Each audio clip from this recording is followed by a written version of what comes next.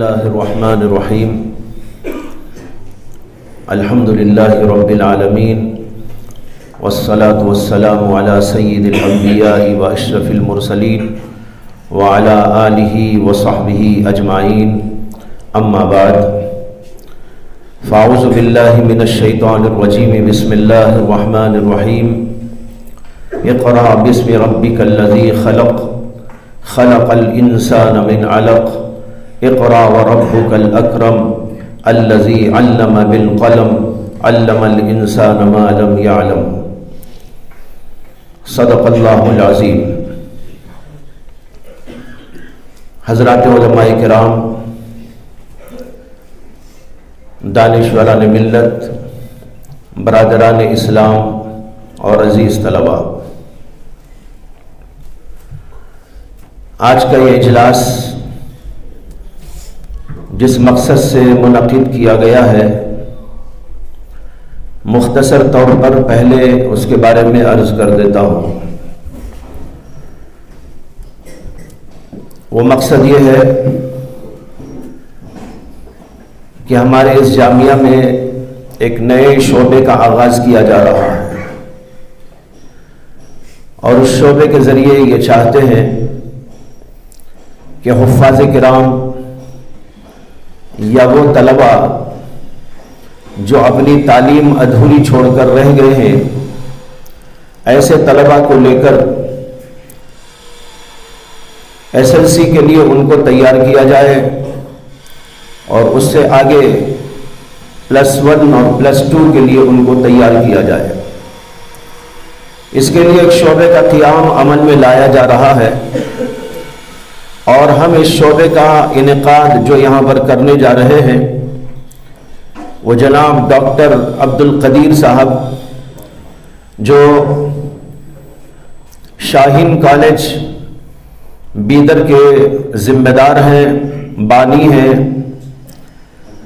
ان کی رہنمائی میں اور ان کی نگرانی میں اور ان کے ہاں جاری کردہ نصاب اور نظام کے ماتحت کرنے جا رہے ہیں۔ انشاءاللہ وہ آپ کے سامنے اپنے خیالات کا اظہار کریں گے اور اپنے اس سلسلے کے تجربات بھی بیان کریں گے، جس سے ہم لوگوں کو تقویت ملے گی۔ یہ ہے اصل مقصد جس کے لیے آج یہ پروگرام منعقد کیا گیا ہے اور آپ سب کو یہاں پر جمع کیا گیا۔ اس مقصد کو بیان کر دینے کے بعد مجھے کچھ اہم باتیں آپ حضرات کے گوش گزار کرنی ہے۔ ابھی ہمارے جامعہ کے موقر استاد حضرت مولانا صغیر احمد صاحب ندوی حفظہ اللہ نے مختصر طور پر صحیح لیکن جامع کلام کیا اور آپ کے سامنے کچھ حقائق پیش کیے۔ گویا میں اسی کی کچھ تشریح کر دینا ضروری سمجھتا ہوں۔ سب سے پہلی بات تو یہ ہے کہ دین اسلام کسی علم کا مخالف نہیں ہے۔ اسلام تمام علوم کو اپنی سرپرستی دیتا ہے، اور اپنی سرپرستی میں تمام علوم کو پلنے پھلنے پھولنے کا موقع دیتا ہے۔ قرآن پاک کی آیت مولانا نے تلاوت کی تھی اور میں نے بھی اس کو تلاوت کیا۔ اقرأ باسم ربک الذی خلق خلق الانسان من علق اقرأ وربک الاکرم الذی علم بالقلم۔ ہم اور آپ جانتے ہیں کہ یہ سب سے پہلی وحی کے الفاظ ہیں جو اللہ کی طرف سے نازل فرمائے گئے۔ اس وحی کا آغاز ہو رہا ہے لفظ اقرأ سے، پڑھو۔ نبی اکرم صلی اللہ علیہ وسلم امی تھے، جس امت کی طرف بھیجے گئے اس کا لقب بھی ہے امت امیہ، لیکن اس کے باوجود اس امت کو نبی امی کی زبان سے کہلایا جا رہا ہے اقرا، پڑھو۔ عجیب بات ہے، نہایت حیران کن قسم کی یہ بات ہے۔ نبی امی اور پھر امت بھی امی، اس کا لقب بھی امی، اور اس امت امیہ کو نبی امی کے ذریعے کہلوایا جا رہا ہے اقرا، پڑھیے۔ معلوم ہوا کہ اسلام کے اندر پڑھنے کا سیکھنے کا، سکھانے کا، علم کا یہ بہت اہم اور تاکیدی حکم ہے۔ اس لیے ہمارے اسلاف نے، ہمارے بزرگوں نے ہر دور کے اندر تعلیم کو سب سے اونچے مقام پہ رکھا۔ مال، دولت، جائیداد، املاک، سونا، چاندی، ہیرے، جواہرات، یہاں تک کہ حکومت و طاقت، ان سب چیزوں کو اپنے قدموں تلے رونتے رہے، لیکن علم کو ہر صورت کے اندر اونچے مقام پر رکھتے چلے آئے۔ یہ اس بات کی واضح دلیل ہے کہ اسلام نے سب سے اہم چیز جس کو قرار دیا وہ ہے علم۔ لہذا اس امت کو علم سے روشناس کرایا گیا، نبی اکرم صلی اللہ علیہ وسلم کے ذریعے علم کو بھیجا گیا اور علوم کو پروان چڑھایا گیا۔ دوسری بات یہ سمجھانا ہے کہ اللہ تعالیٰ نے قرآن کریم میں جو فرمایا اقرا بسم ربک، جیسے مولانا نے فرمایا کہ مفعول بہ کا یہاں ذکر نہیں ہے، پڑھو۔ کیا پڑھو؟ اس کو اللہ نے یوں ہی رکھ دیا، اور علماء بلاغت لکھتے ہیں کہ ایسے مواقع پر جو مفعول محذوف مانا جاتا ہے وہ عام ہوا کرتا ہے، اس کو عام لینا چاہیے۔ لہذا اس کا مطلب یہ ہوا جو بھی پڑھنے کے قابل اور نفع بخش چیز ہے وہ تم پڑھو۔ اقرا، پڑھو، جو بھی چاہے پڑھو، پڑھنے میں کوئی پابندی نہیں ہے، لیکن ایک پابندی یہ ہے کہ پڑھنے کا طریقہ کیا ہونا چاہیے۔ پڑھنے کا طریقہ ہو بسم ربک، رب کے نام کے ساتھ، رب کی یاد کے ساتھ، اور رب کی یاد میں رب کے احکام بھی آ گئے، رب کی یاد میں اللہ کا کلام بھی آ گیا، رب کی یاد میں اللہ کے نبی علیہ السلام کے بتائے ہوئے طریقے بھی آ گئے۔ جس طریقے سے انہوں نے بتایا، جس انداز سے انہوں نے بتایا، اس کو پیش نظر رکھتے ہوئے، اللہ کو یاد رکھتے ہوئے، اللہ کے قوانین کو یاد رکھتے ہوئے تم کو پڑھنا چاہیے۔ پڑھو کچھ بھی، لیکن کبھی یہ نہ بھولو کہ تمہارا خالق کون ہے، تمہارا مالک کون ہے، اور اس کے احکامات کیا ہیں، اس کی تعلیمات کیا ہیں، اور اس کی مرضیات کیا ہیں، اس کی نامرضیات کیا ہیں۔ اس کو پیش نظر رکھ کر تم کو پڑھتے رہنا چاہیے۔ چنانچہ ایک زمانہ ایسا ہی تھا کہ پڑھنے والے پڑھتے رہے، بہت کچھ پڑھتے رہے، لیکن اللہ کے نام کے ساتھ پڑھتے رہے، اللہ کی یاد کے ساتھ پڑھتے رہے، اللہ تعالیٰ کے احکام کو پیش نظر رکھتے ہوئے پڑھتے رہے۔ مجھے اس سلسلے میں میری ہی لکھی ہوئی ایک عبارت اس موقع پر سنا دینا مناسب سمجھ میں آتا ہے کہ میں نے اپنی کتاب عصری تعلیم گاہوں کے نصاب اور نظام تعلیم پر بے لاگ تبصرہ اور اہل اسلام کے لیے مفید مشورے، ایک چھوٹا سا میرا رسالہ ہے، اس رسالے میں نے یہ بات لکھی تھی، تعلیم اور ہمارے اسلاف۔ ہمارے اسلاف کا کیا انداز تھا، کیا نقطہ نظر تھا۔ اس سلسلے میں نے لکھا جس دور میں یہ تمام علوم و فنون اہل اسلام کے ہاتھوں پروان چڑھ رہے تھے، تمام علوم و فنون، اس میں سائنسی تمام علوم داخل ہے، اور اسی طریقے پر دینی علوم تو ہے ہی، دینی علوم کے ساتھ دنیاوی علوم، یہ سب کے سب جب ہمارے اسلاف کے ہاتھوں پروان چڑھ رہے تھے، ان علوم و فنون سے انسانیت کو، انسانیت کا سبق، شرافت کا درس، اخلاق فاضلہ میں رسوخ، حق و باطل میں تمیز و پہچان کی صلاحیت بھرپور طریقے پر حاصل ہوتی رہی۔ یہ تھا ہمارے بزرگوں کا طریقہ، اور انسان ہدایت کی شاہراہ پر گامزن اور صراط مستقیم پر قائم تھا۔ سائنس کا ہر سبق اس کے لیے وجود خداوندی اور توحید خداوندی کا درس تھا۔ ٹیکنالوجی کے فنون اس کے لیے قدرت خداوندی پر یقین کا باعث بن جاتے تھے۔ تاریخ کے واقعات اور قوموں کے عروج و زوال کی داستانیں اس کے لیے عبرت اور موعظت کے اسباق قرار پاتے تھے، اور وہ ان سے ہدایت حاصل کرنے پر مجبور ہو جاتا تھا۔ اس طرح پڑھتے تھے، سائنس پڑھتے تھے، لیکن سائنس کو اس طرح پڑھتے تھے کہ ان چیزوں کو پیدا کرنے والا اللہ ہے، لیکن بعد میں چل کر لوگوں نے اس کو صرف ایک دنیاوی چیز قرار دے کر جب اس کو اس نقطہ نظر سے پڑھنا چاہا تو بیشتر پڑھنے والے سائنسدان نہ صرف یہ کہ ایمان سے خالی تھے بلکہ وہ خدا کے وجود تک کے منکر ہو گئے۔ یہ کب ہوا؟ جب انہوں نے اللہ کو چھوڑ کر سائنس پڑھی، اللہ کو چھوڑ کر ٹیکنالوجی کے علوم میں آگے بڑھتے رہے، ان علوم اور فنون کو اللہ سے ہٹا کر، اللہ کے دین سے ہٹا کر پڑھنا شروع کیا، تو اس کا نتیجہ یہ ہوا کہ بے ایمانی آ گئی اور اللہ کے وجود تک کے انکاری بنتے چلے گئے، یہاں تک کہ یہ دنیاوی علوم صرف دنیا تک محدود ہو گئے، حالانکہ ان میں سے ہر چیز اللہ کی قدرت کی نشانی تھی، اللہ کے وجود کی دلیل تھی، اللہ کی توحید اور اللہ تبارک و تعالیٰ کی صفات ان سب چیزوں کے لیے دلیل بننے کے قابل تھی۔ اسی لیے عالم کو عالم کہتے ہیں کہ عالم کے معنی ہے اللہ کو پہچاننے کا آلہ۔ عالم جس میں زمین بھی ہے، آسمان بھی ہے، چاند و سورج بھی ہے، یہ تمام علوم و فنون ہیں، عجیب عجیب حقائق ہیں، یہ ساری چیزیں پڑھتے ہوئے ایک بندہ جب غور کرتا ہے اللہ کا نام ساتھ رکھتے ہوئے اور اپنے دل میں اس کو اجاگر کرتے ہوئے، تو ہر چیز کے اندر اسے خدا ہی خدا نظر آتا ہے۔ یہ ہماؤس کا عقیدہ نہیں ہے، کہیں آپ سمجھ لیں کہ ہماؤس کی بات کر رہا ہوں۔ تو بہرحال ہر چیز میں خدا یعنی خدا کی دلیل نظر آتی ہے، اللہ کی صفات نظر آتی ہیں، اللہ کی قدرت و جلالت کے مظاہر نظر آتے ہیں، یہ سب مناظر اس کے اندر نظر آتے ہیں جب اللہ کو یاد رکھتے ہوئے کوئی پڑھتا ہے۔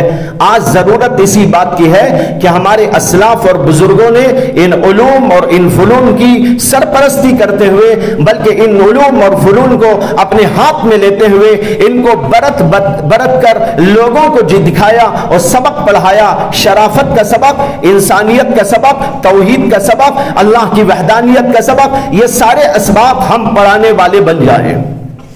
تو میں نے کہا اقرا بسم ربک الذی خلق۔ یہاں پر ایک اور بات ذہن میں آتی ہے، لیکن حضرات علماء سے گزارش کرتا ہوں کہ وہ اس نقطے پر غور کر لیں اور جو ہے مفسرین کے کلام میں اس کی دلیل ملتی ہے تو فبیہا، ورنہ رد فرما دیں۔ وہ یہ ہے کہ اللہ تعالیٰ نے اس میں کہا اقرا بسم ربک الذی خلق، پڑھو اللہ کے نام سے۔ اس کے بعد جو صفت لائی اللہ کی صفت، اس میں کہا گیا الذی خلق، اس اللہ کے نام سے پڑھو جس نے کائنات کو پیدا کیا ہے۔ یہاں بھی خلقہ کے بعد مفعول موجود نہیں ہے، یہاں بھی مفعول موجود نہیں ہے۔ کیا پیدا کیا؟ ارے سب کچھ پیدا کیا، عموم یہاں مراد لو، تمام آسمان، زمین، تمام کے تمام ستارے، یہ انسان، یہ فرشتے، یہ جنات، یہ تمام کے تمام حیوانات، یہ سب کے سب چیزیں اللہ نے پیدا فرمائی۔ الذی خلق، جس اللہ نے اس کائنات کو، کائنات کے ذرے ذرے کو، یہاں کی مخلوقات کو پیدا کیا، اس اللہ کو یاد کرتے ہوئے پڑھو۔ شاید اس میں یہ اشارہ ہے کہ یہ سب کچھ پڑھو، شاید اس میں اشارہ ہے کہ یہ سب کچھ پڑھو، زمین کو بھی پڑھو، آسمان کو بھی پڑھو، چاند کو بھی پڑھو، سورج کو بھی پڑھو، زمین کے خزانوں کو بھی پڑھو، اور فضاؤں میں پھیلے ہوئے خزانوں کو بھی پڑھو، ہواؤں کو بھی پڑھو، اور روشنیوں کو بھی پڑھو، ان تمام چیزوں کو پڑھو جس کو اللہ نے پیدا کیا، وہ سب پڑھنے ہی کے لیے پیدا کیا گیا ہے۔ الذی خلق، اور پھر آگے بھی اللہ نے جو کہا وہ یہ ہے خلق الانسان من علق، اللہ نے انسان کو خون کی پھٹکی سے پیدا کیا۔ الذی خلق الانسان من علق اقرا وربک الاکرم، یہاں بھی اللہ تعالیٰ نے اپنی صفت کے اندر جو بیان کیا، اس کائنات میں سے ایک چیز کو پیش کیا، وہ یہ ہے کہ انسان کی تخلیق اللہ نے کیسے انداز پر فرمائی، اس اللہ کو یاد کرو جس نے انسان کو خون کی پھٹکی سے پیدا کیا۔ پہلے تو وہ ایک نطفہ ناپاک تھا، نطفہ ناپاک کو خون کی پھٹکی میں تبدیل کر دیا گیا، اور پھر اس کے بعد بھی مراحل در مراحل سے اس کو گزارا گیا، اس کو پھر آگے جو ہے ایک لوتھڑے کی شکل دے دی گئی، لوتھڑے کو پھر اللہ تبارک و تعالیٰ نے ہڈیاں بنا دی، اور ہڈیاں بنانے کے بعد فَكَسَوْنَا الْعِظَامَ لَحْمًا، ہم نے اس ہڈی کے اوپر گوشت کا لباس پہنا دیا۔ عجیب الفاظ ہیں، فَكَسَوْنَا الْعِظَامَ لَحْمًا، ہم نے لحم کو یعنی گوشت کے اس یہ ہڈیوں کو ہم نے گوشت کا لباس پہنا دیا، یعنی اندر ہڈیاں ہو گئی، اوپر گوشت کا ایک لباس اللہ نے پہنا دیا، اور پھر اس کے اوپر ایک جرکن بھی پہنا دی۔ وہ کیا؟ چمڑی، چمڑی کیا ہے؟ جرکن پہنا دی اللہ تعالیٰ نے. پہلے تو لباس پہنایا، وہ لباس تو ہے گوشت کا لباس، اندر ہڈیاں، ہڈیوں کے اوپر گوشت، گوشت کے لباس کے بعد اوپر چمڑا. اور اللہ نے ایک اور جگہ پر یوں فرمایا یا ایھا الانسان ما غرک بربک الکریم الذی خلقک فسواک فعدلک فی ای صورت ما شاء رکبک. کیا عجیب آیت ہے، اللہ نے پورا نقشہ کھینچ دیا ہے. اب یہاں اللہ تعالیٰ نے اس کو پیش فرمایا تو شاید اشارہ ہو کہ یہ بھی پڑھو کہ انسان کو کیسا پیدا کیا. اور یہ علوم ظاہر ہے کہ سائنس سے تعلق رکھنے والے ہیں.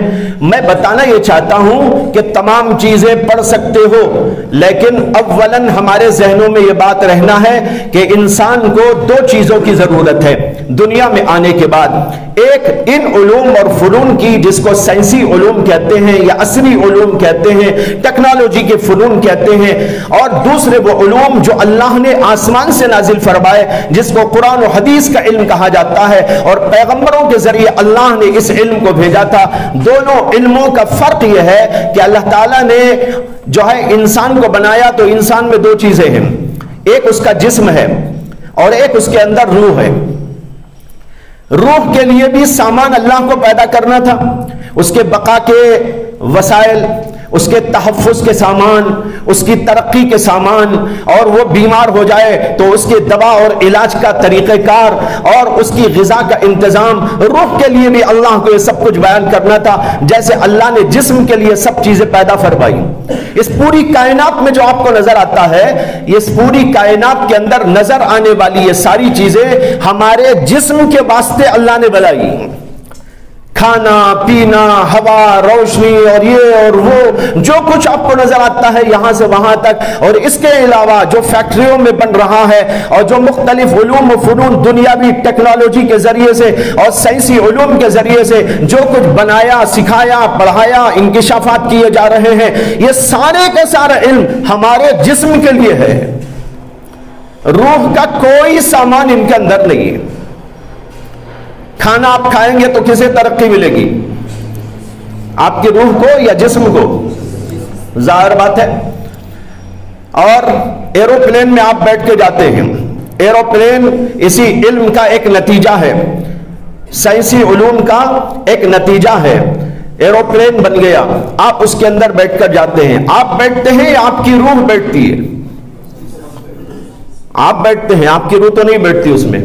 بیٹھتی ہے تو آپ کے تابع بن کر بیٹھ جاتی ہے، اس لیے کہ اصل میں آپ کے جسم کو جانا ہے. کپڑے آپ پہنتے ہیں تو کپڑے آپ کے جسم کے لیے پہنتے ہیں، روح کے لیے اس میں کچھ نہیں ہے.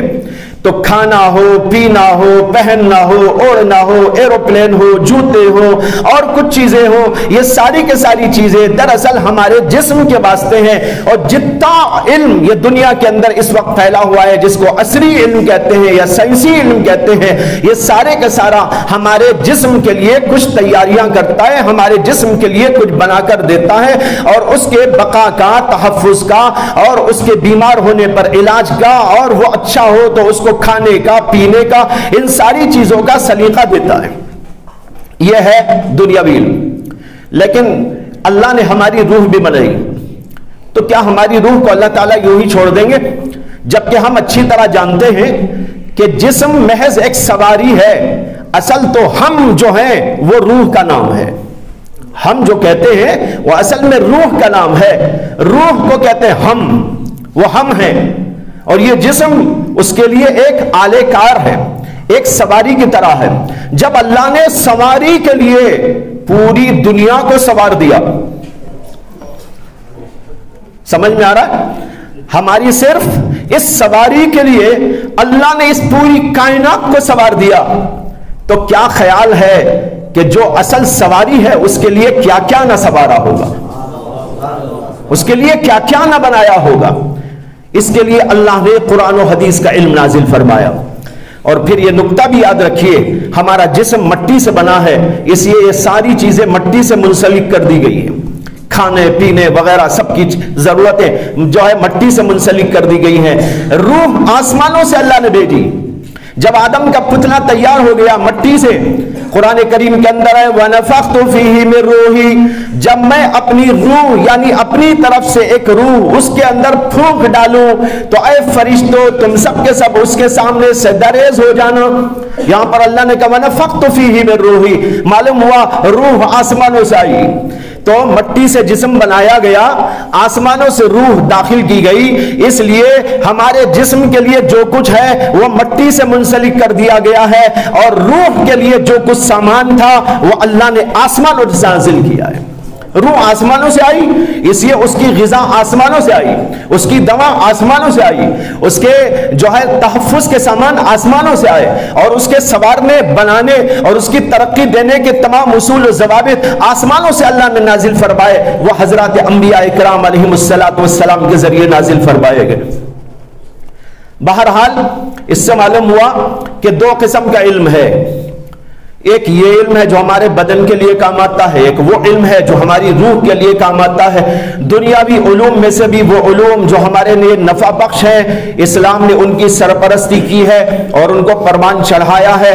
مولانا اشارہ دے رہے تھے آپ کو کہ ایک زمانہ ایسا تھا یہ تمام علوم و فنون ہمارے اسلاف کے پاس موجود تھے، تو اس زمانے میں یہ اسلاف اور بزرگوں نے ان علوم و فنون کو ترقی دی، پروان چڑھایا، بلکہ صحیح تر الفاظ میں کہوں تو بات حقیقت یہ ہے کہ ان تمام علوم فنون کے موجد ہمارے اسلاف ہیں۔ یہ ایک یقینی بات ہے، تحقیقی بات ہے، اس کے اندر رتی بنا شبہ کی کوئی گنجائش نہیں ہے، اس کے لیے دلائل موجود ہیں، اس کے لیے پوری تاریخ موجود ہے۔ جس دور کے اندر اندلس کے اندر ترقیاں ہو رہی تھی، علوم و فنون کو آسمانوں پر پہنچا دیا گیا تھا، اور ایسے ایسے علوم و فنون ایجاد کیے جا رہے تھے جن کا کبھی تصور تک نہیں کیا جا سکتا تھا۔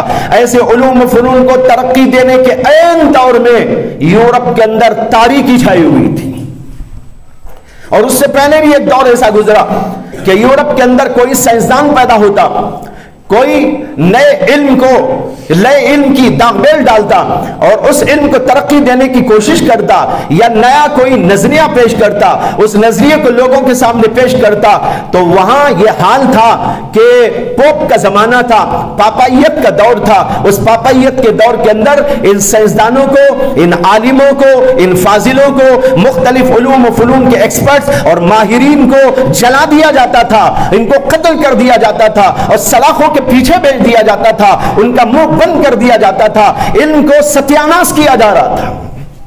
یہ تھا یورپ کا دور، تاریخ دور۔ لیکن اسلام آیا تو اسلام نے جب علم کو ترقی دی تب آنکھیں کھلی یورپ کی، انہوں نے دیکھا کہ پوری دنیا میں مسلمان چھاتے چلے جا رہے ہیں۔ جب یہ انہوں نے دیکھا تو پھر ان کا جی للچایا، تب ان کو کچھ عقل آئی، انہوں نے ہوش کے ناخن لیے، پھر اس کے بعد انہوں نے اپنی فطرت غیر فطریہ سے، قصدن بولنا پڑ رہا ہے، انہوں نے اپنی فطرت غیر فطریہ سے، حیوانیت سے، درندہ پن سے، انہوں نے یہ سوچا ان علوم و فنون کو ہمارے قبضے میں ہمیں لینا چاہیے، اس لیے وہاں سے جنگیں شروع کر ڈالی، مار پٹائی شروع کر ڈالی، ہمارے ملکوں کو تباہ کرنا شروع کر ڈالا، ہمارے علم کے اوپر حاوی ہونے لگے، اور یہ سارے علوم و فنون جو ہے اندلس کے اندر ترقی پذیر تھے، انہوں نے ان سارے علوم کو، فنون کو اپنے قبضے میں کیا اور پھر اس کو کچھ ترقی دے دی۔ ورنہ تو تاریخ بتا رہی ہے یہ سارے علوم و فنون ہمارے اسلاف کے ایجاد کردہ، ہمارے اسلاف کے پروان چڑھائے ہوئے، اور ان بزرگوں نے اس کو آسمان تک ترقی دے دی تھی۔ اس طریقے پر یہ علوم و فنون پروان چڑھتے رہے، اور ان میں بہت سارے وہ علماء تھے جو حدیث، فقہ، تفسیر، دیگر علوم و فنون شرعیہ کے بڑے بڑے ماہرین تھے، اس کے ساتھ وہ سائنسدان بھی تھے، وہ بہت بڑے بڑے جو ہے ماہرین تھے دنیاوی علوم کے بھی۔ ایسے بھی بہت سارے نام ہمارے پاس لکھے ہوئے موجود ہیں تاریخ کے اندر۔ مثال کے طور پر محمد بن موسیٰ الخوارزمی، آپ نے نام سنا ہوگا، بڑے محدث تھے، بہت بڑے فقیہ تھے، عظیم الشان مفسر تھے، لیکن اس کے ساتھ ساتھ وہ بہت بڑے سائنسدان بھی تھے، ان کی ایجادات تک کا ذکر موجود ہے۔ اسی طرح جابر بن حیان جس نے فلکیات کے علوم کو ترقی پر پہنچایا تھا. اسی طرح مختلف علوم و فنون کے ایسے ماہرین موجود ہیں جو ایک طرف اسلامی علوم کے حامل تھے تو دوسری طرف دنیاوی علوم کے حامل تھے. ان سب چیزوں کو لے کر چلتے رہے.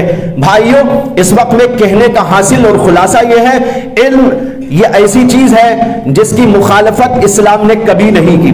اسی طرح مولانا نے ایک بات چھیڑی تھی زبان کی. زبان کے بارے میں تو قرآن کریم کہتا ہے وَمِنْ آيَاتِهِ خَلْقُ السَّمَاوَاتِ وَالْأَرْضِ وَاخْتِلَافُ أَلْسِنَتِكُمْ وَأَلْوَانِكُمْ إِنَّ فِي ذَلِكَ لَآيَاتٍ لِلْعَالِمِينَ. إِنَّ فِي ذَلِكَ آيَاتٍ لِلْعَالِمِينَ. عالمین نہیں ہے یہاں. اللہ کہہ رہے بے شک اللہ کی نشانیوں میں سے زمین و آسمان کی تخلیق بھی ہے اور مختلف قسم کی زبانوں اور انسانوں کی رنگتیں بھی. انسان بھی ڈیزائن کے ہیں. کوئی کالا ہے، کوئی پیلا ہے، کوئی اجلا ہے، کوئی کیسا ہے، کوئی کیسا ہے، کوئی بہت ہی گارنٹی کلر کالا ہے اور کوئی بہت ہی گارنٹی کلر اجلا ہے، کوئی درمیانی قسم کے ہیں. اور پھر جو ہے زبانیں بھی الگ الگ ہیں. کوئی کچھ زبان بولتا ہے، کوئی اور زبان بولتا ہے. زبانوں کا اختلاف. اللہ کہتے ہیں تمہاری رنگتوں کا اختلاف اور تمہاری زبانوں کا اختلاف یہ سب کا سب اللہ کی قدرت کی نشانیوں میں سے ایک نشانی. غور کرنے والوں کے لیے جو عالم ہے اس کے اندر نشانیاں ہیں. ان فی ذالک آیات للعالمین. معلوم ہوا عالموں کو خاص طور پر اس پر توجہ دینے کی ضرورت ہے کہ یہ مختلف زبانوں کا مسئلہ علماء سے متعلق ہے. وہ سمجھیں گے، وہ سوچیں گے، وہ غور و فکر کریں گے. اسی اللہ نے عالمین فرمایا. ویسے عالمین کے لیے تو ہے ہی نشانی، لیکن خاص طور پر عالمین کے لیے اس کے اندر نشانی موجود ہے. بتانا یہ ہے کہ یہ مختلف زبانیں بھی اللہ کی پیدا کردہ ہیں. بلکہ حضرت مولانا مفتی محمد شفیع صاحب نور اللہ مرقدہ نے المنجد کا جو مقدمہ لکھا ہے، اردو والی منجد کا جو مقدمہ لکھا ہے وہ چھپتا ہے منجد کے ساتھ. آپ اس کو پڑھیے، بڑا قیمتی ہے.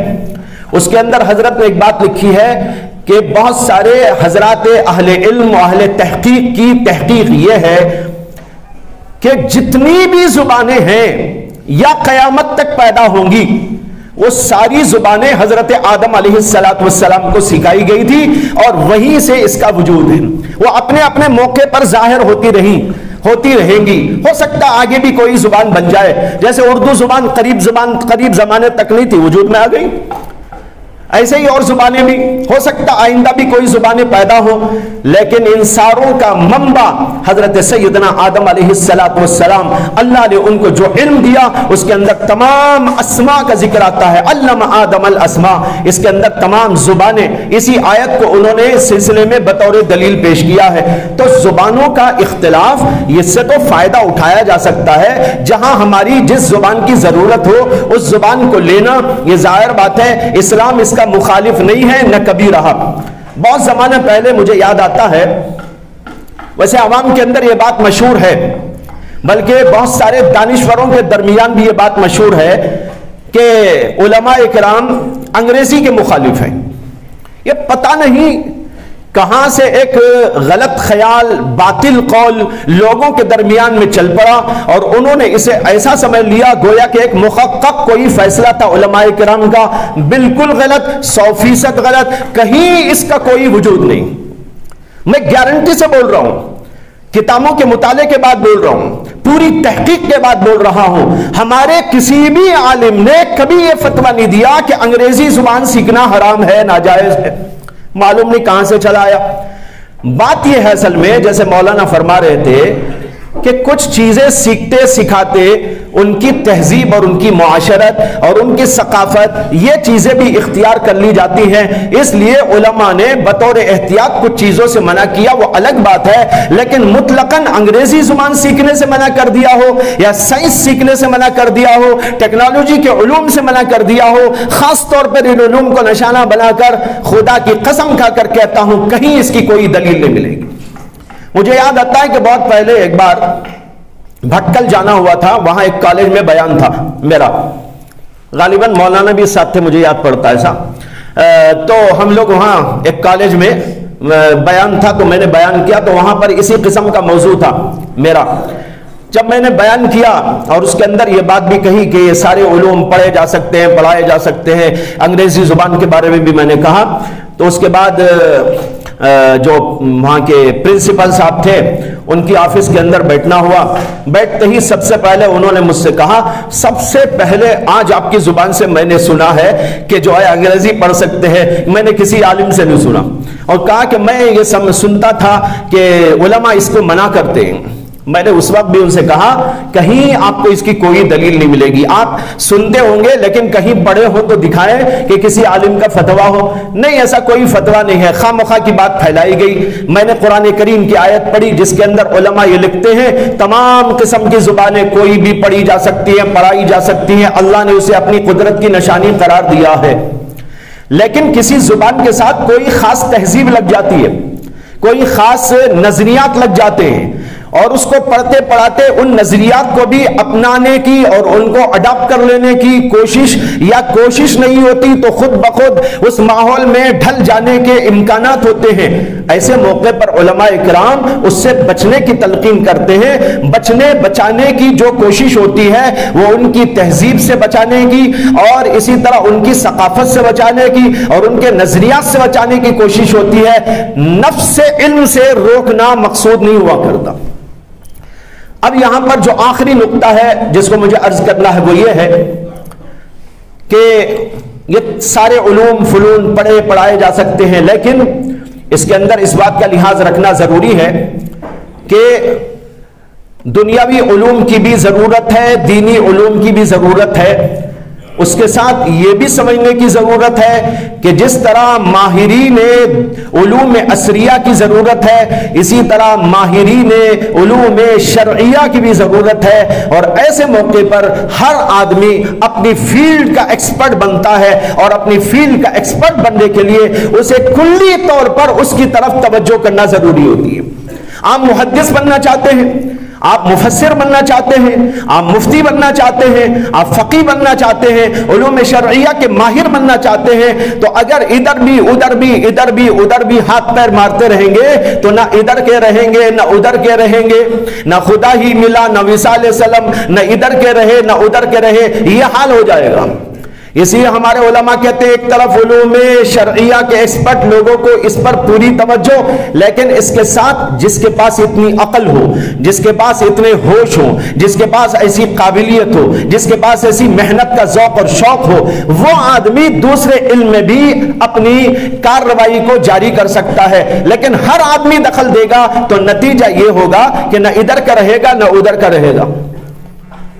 یہ ایک نقطہ یاد رکھنے کی بات ہے۔ جیسے مثال کے طور پر دنیا میں علوم عصریہ میں ہم دیکھتے ہیں ایک آدمی ڈاکٹر بنتا ہے، ایک آدمی انجینئر بنتا ہے، ایک آدمی کوئی پروفیسر بنتا ہے، کوئی ایک آدمی جو ہے کیا کہتے ہیں لائر بن جاتا ہے۔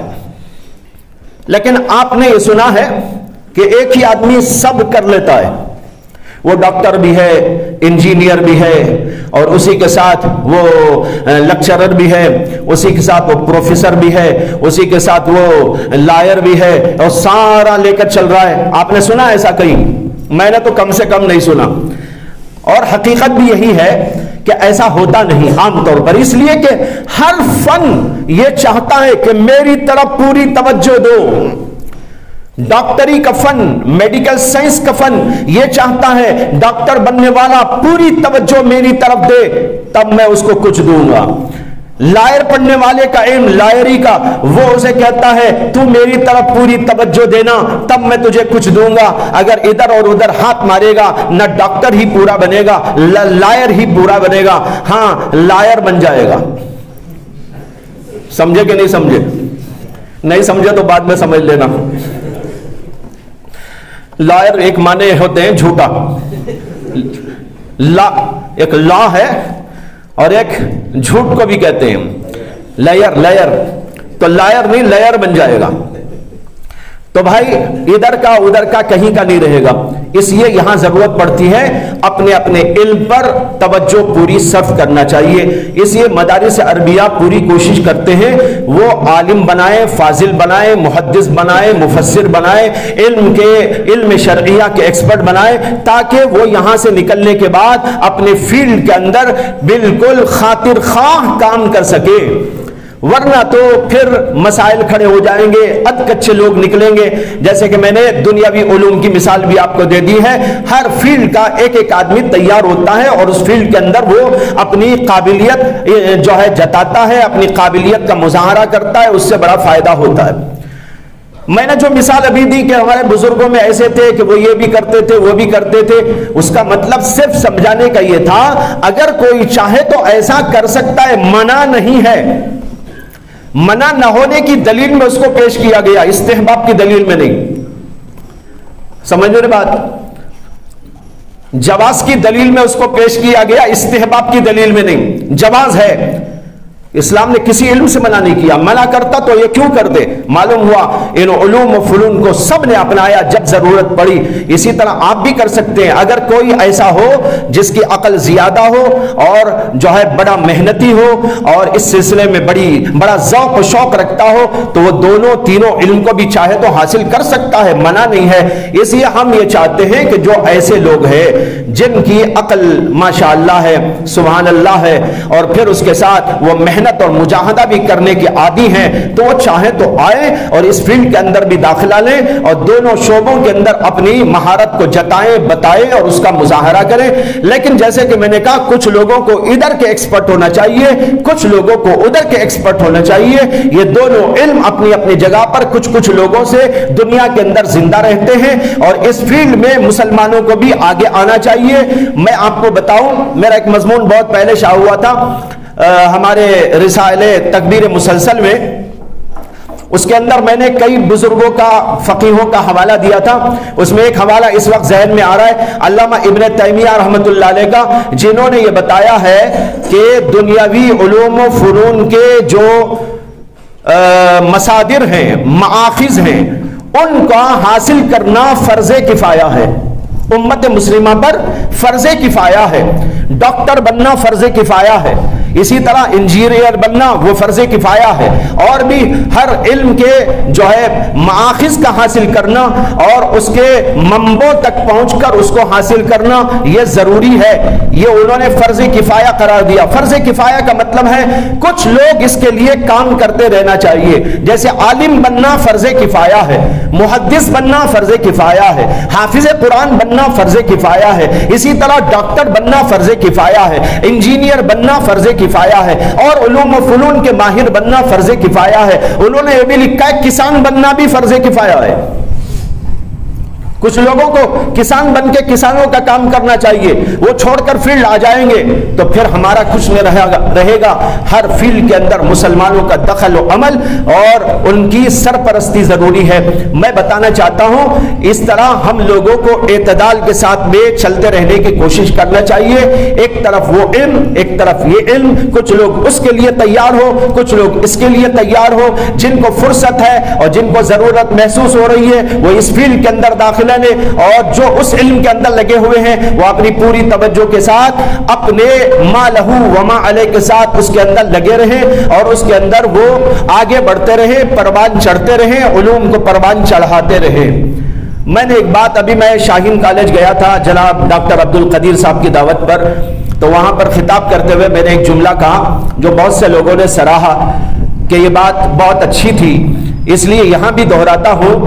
میں نے کہا وہاں پر دو علم ہیں، ایک علم شرعی، ایک علم دنیاوی، دونوں حاصل کرنا چاہیے، دونوں کے لیے لوگوں کو سامنے آنا چاہیے۔